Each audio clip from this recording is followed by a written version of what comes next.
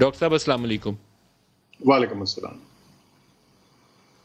Doctor صاحب یہ جو نئے کیسز آپ کے سامنے آ رہے ہیں اس میں کتنے پرسنٹ یہ بھارتی قسم کا جو وائرس ہے ڈیلٹا وائرس کا جس کو نام دیا گیا ہے اس کی قسم پائی جاتی ہے جو پازیٹیو ریشو آ رہی؟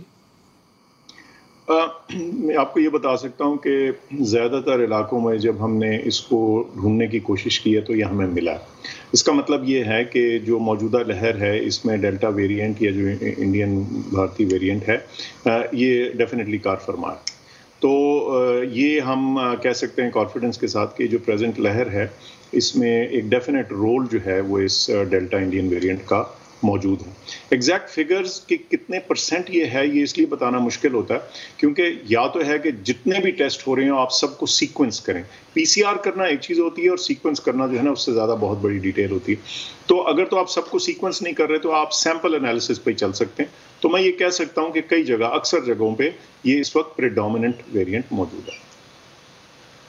پری ڈومیننٹ یہ بڑی میرے خیال میں ایک وہ سٹیٹمنٹ ہے جو ہمارے لیے میٹر آف کنسرن ہونی چاہیے کہ پری ڈومیننٹلی یا بھارتی ویریئنٹ ہے جو پاکستان میں پھیل رہا ہے. جب کراچی کا میں تذکرہ کروں جی اگر وہاں 22-23% پازیٹیو ریشو آئے تو 2-2.5 کروڑ کی آبادی کا شہر ہے اور یورپ کے بہت سارے ملکوں کی آبادی اتنی نہیں ہوتی تو کتنا بڑا چیلنج ہے یہ؟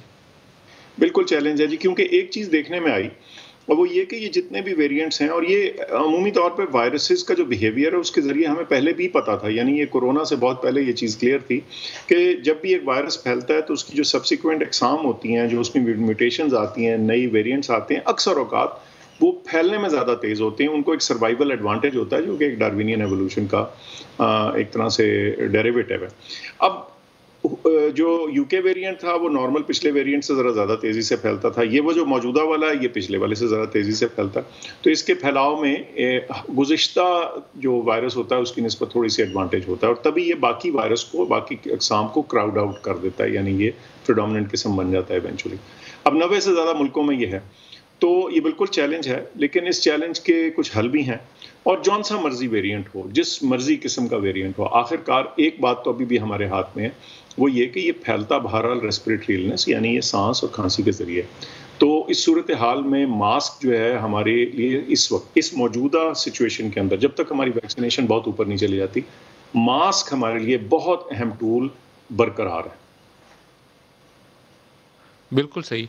جو ویکسینز ہم لگا رہے ہیں ڈاکٹر صاحب کچھ آپ نے اگر اس پہ ایک تو آپ نے اعداد و شمار دیے تھے کہ اس دفعہ ہاسپٹلائزیشن کم ہے وہ لوگوں کو اس طریقے سے برے طریقے سے بیمار نہیں کرتا جتنا پہلے کر رہا تھا جن لوگوں نے ویکسین لگوا لی. لیکن کیا ایسی ویکسینز کا بھی کوئی انالیسز آپ کے پاس ہے کہ کون سی ویکسینز انڈین ویریئنٹ کے اوپر زیادہ مؤثر طریقے سے کام کرتی ہیں؟ کیونکہ پاکستان میں آپ پاک ویک لگا رہے ہیں آپ کین سائنو لگا رہے ہیں سائنو فارم لگا رہے ہیں تو آر دے ایکولی افیکٹو؟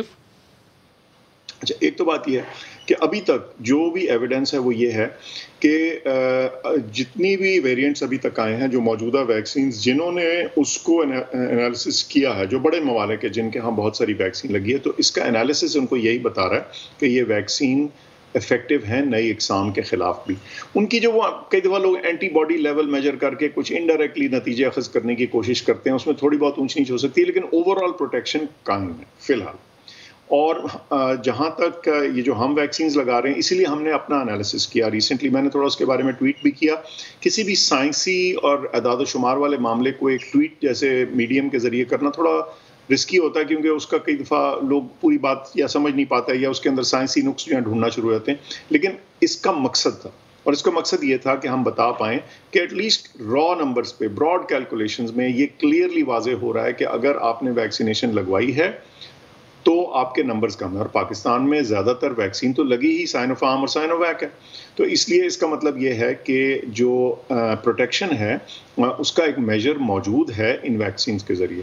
اور اب ہم تھوڑا فردر انالیسس بھی کر رہے ہیں اور کریں گے جس کے ذریعے جو ہم ایکچوئل ہاسپٹلائزیشنز کے اوپر امپیکٹ ہے ان ویکسینز کا وہ بھی ہم آپ کو انالائز کر کے دیں گے. لیکن چونکہ وہ پہلا انالیسس ذرا جلدی سے ہم نے کر کے سامنے رکھنا چاہتے تھے وہ کر دیا. یہ ذرا ڈیٹیلڈ ہے اور اس میں نیچرلی کیونکہ آپ کو انڈیویجول ہاسپٹل لیول چاہ کے مورٹیلٹی اور ایڈمیشن دیکھنی ہے تو تھوڑا سا اس میں ٹائم لگ رہا ہے لیکن یہ بھی آپ کے سامنے رکھیں گے.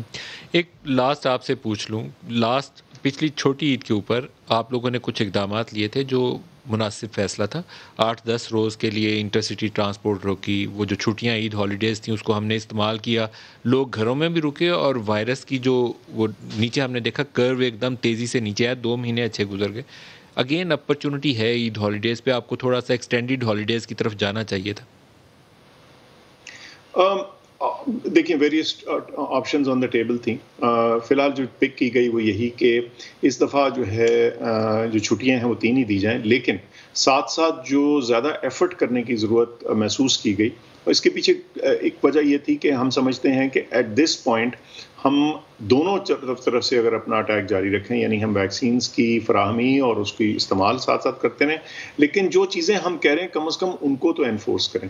کیونکہ ہوتا یہ ہے کئی دفعہ کہ جو انفورسمنٹ کی فٹیگ ہے وہ اتنی شدید ہو جاتی ہے ایڈمنسٹریٹو سائڈ کے اوپر اور ہم سب کے اوپر ایز انڈیویجولس, کہ وہ چیز بیٹھنا شروع ہو جاتی ہے. تو اس کو زیادہ اجاگر کرنے اور اسٹرینتھن کرنے کی ضرورت تھی.